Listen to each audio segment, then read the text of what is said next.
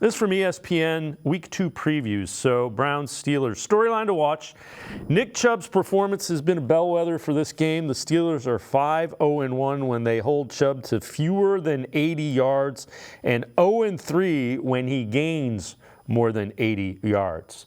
And again, I go back to what I just said with that, Brad. You got to factor in the screen game with Nick Chubb now, because if you want to load the box and rush the passer and they can dump it over the first line of the defense, they'll do that all game.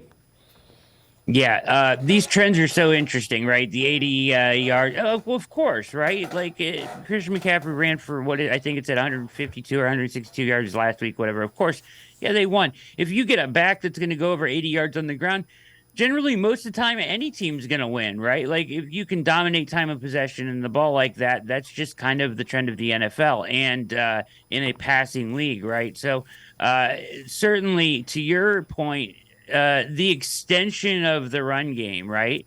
Where you get Elijah Moore the ball on the outside in a bubble screen or a jet sweep, right? Or him coming out of the backfield, or Nick Chubb in the screen game, or just even on him leaking out to the as a dump off or a drop off or a check down, right? Like those things are kind of extensions of the run game. So do I think he has to get 80 yards in this game for them to win? No, I don't. I think that this offense has more iterations and options where they can get him the ball in different areas of the field and still have him be effective to win this game. So it has been an indicator in the past, certainly. I hope he goes over 80 yards, but I don't think it's a must. All right, bold prediction stats to know from that same article. Browns' dynamic pass rushing duo of Myles Garrett and Darius Smith will sack Kenny Pickett 5 times. Stats to know: since 2007, Mike Tomlin's first season as Steelers head coach, Browns quarterbacks rank last in completion percentage, last in yards per dropback, 4th lowest in QBR against Pittsburgh of any divisional matchup, 96 total. That's why the Steelers have had so much success against the Browns. I should have saved that weight has been lifted article for this week, because like there's so many trends going against the Browns this week. Like every trend, I was writing them down earlier. Pittsburgh's 20-0 at home on Monday Night Football. The Browns haven't won in Pittsburgh since 2003. Tomlin's 25-6-1. There's the worst the worst quarterback stats ever against Pittsburgh.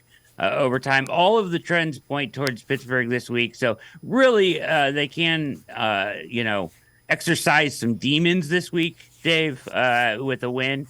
And I certainly think, I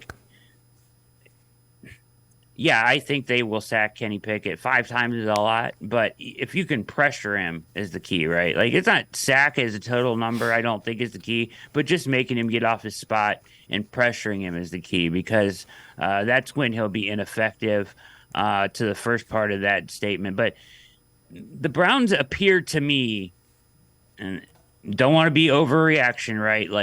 But they appear to be the better team here. To your point that maybe Pittsburgh wants to slow it down and kind of ugly up the game, right? I think that the Browns should win this game, and I feel strongly about that. So, let's exercise those demons. I think a fast start could really do some damage to this Pittsburgh team. Yeah, again, 49ers were up 17-0 before they blinked. They punted on their first 5 possessions, did the Steelers. So if you get to that again, all of a sudden everybody's going, oh, here we go again. Yep, I agree.